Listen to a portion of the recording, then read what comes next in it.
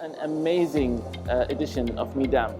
The 7th Middle East International Dermatology Aesthetic Medicine was a huge success. Over the course of 4 days with the pre-conference course, we have met an amazing group of people, met colleagues, lots of smile faces, and we're so excited to welcome everyone next year.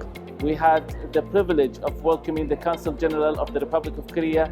We met representatives from the American Academy of Dermatology, the Royal College of Physicians in the UK. We had students who got their anatomy training in Mohammed bin Rashid University of Medicine and Health Sciences. Lots was going on.